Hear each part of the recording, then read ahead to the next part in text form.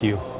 I'll stay with politics now. Republicans focusing on a handful of Senate races, hoping to take control of that chamber from the Democrats come November. They need 6 seats, and the predictions are changing. Today in Roll Call, the widely followed political analyst Stu Rothenberg writes this: substantial Republican gains seem certain, but while a Republican gain of at least 6 seats seems very possible, those 6 seats are not yet in the bag. We're joined by Yahoo News political reporter Chris Moody and the Weekly Standard staff writer Michael Warren. Great to have you both. And as we approach this topic, Chris, I was taking a look at a few notes that you gave to our producer, and you used an interesting expression to explain why these aren't a sure thing for Republicans. You said in politics, you dance with the one who brought you. How does that apply here? Well, that's right. Look, on paper, Republicans are looking pretty good here coming up to November for the elections in the Senate. But there are 3 states, Pryor, Begich, and Landrieu, who have deep personal ties to the states that they represent, deep multi-generational family ties, where Republican and Democratic families in all these states know those names, and they generally like them. And so Republicans are going to have to overcome this really high name ID that these long-entrenched Democrats have. Now, in order to do that, they're going to have to try their best to tie these Democrats to the Obama agenda as best as they can, while also propping up the name ID of those candidates. And that's interesting, Michael. How do Republicans best do that? I mean, what is the strategy? If all politics are local, is it going into the races? We just showed a map that showed the funding of money and where it's flowing. That's from American Crossroads, the super PAC that's putting money into some of these states. Is it about local politics, or is it about a national referendum? Well, that's certainly what Republicans are going to try to do, which is focus on the national politics of this. Focus on the fact that President Obama is at some of the lowest popularity levels that he's been in his entire presidency. A lot of the Democratic agenda is not very popular right now. And if you look at a lot of those states, I mean, Chris is right about those multi-generational ties that those Democrats he mentioned have in those states. But they're also at I would say, dangerous levels for re-election. They're at the mid to low 40s, which is not good. And Stu Rothenberg points out that fact in his column. That's a really hard thing. You got to get 50% in these races. I think, except for Louisiana, which is a separate issue, you got to get 50% to get reelected. And if they are breaking that at this point, it's going to be, I think, difficult. But of course, Republicans are also very good at snatching defeat from the jaws of victory. Well, there's so much out there as well, gentlemen, right? I mean, you have a myriad of different scandals. Here we just were talking about the VA. You have foreign policy as well with Israel. You have the IRS. You have immigration.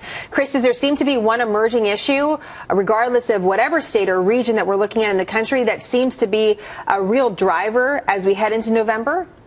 I think it's important to look at these things regionally. In a lot of states, you have coal being a major issue, energy. In a lot of the more southern states near the border, immigration is going to be big. And of course, I think nationally, the way the Republicans see it, they're still banking on the unpopularity of Obamacare being a big issue. But you know what? I wouldn't be surprised if we start to see Obama start to promote more liberal causes that gives a lot of these moderate-ish Democrats a chance to break free from him and publicly disagree with the president. We might see him do that on energy, as we mentioned, in some of these coal states, that allows a candidate like Lonergan Grimes in Kentucky, who's challenging Mitch McConnell, to show some distance with the president. That might show some discord in the Democratic Party, but on a local level, it might help those candidates. It's an interesting strategy, Mike. Do Republicans have an answer for that? Of course, they don't have the president helping them potentially, as Chris is saying, with their strategy on the ground level. Where do Republicans turn?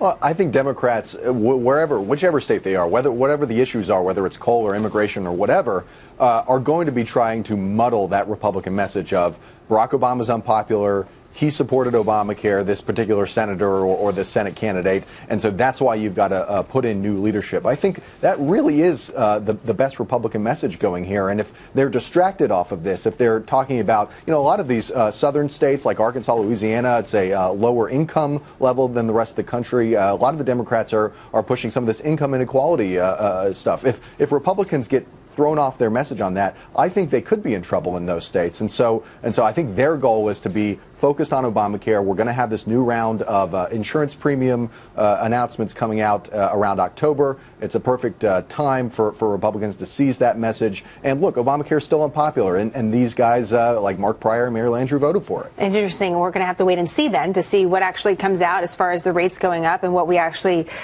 get in the mailbox from some of these insurance providers. Just real quick, We started with the dance. I'm going to ask you guys just to make a choice, right? I mean, what do you think is actually going to happen here? Chris, you first, then you, Michael. We're 3 months away from the midterms. What is the likely outcome as you see it right now? Chris?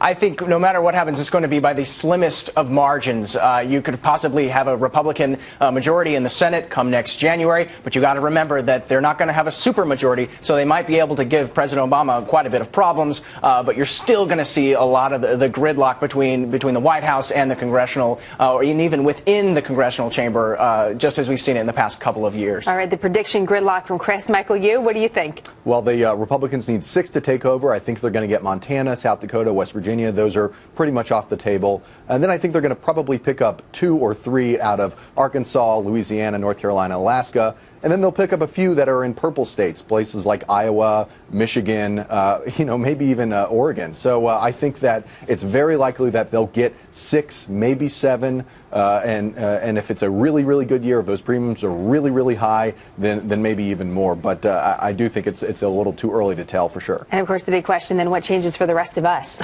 Right? Even if there's new folks in office, what actually changes there in D.C.? Chris, Mike, great to have you both. Thank you so much. Thank you. Jenna.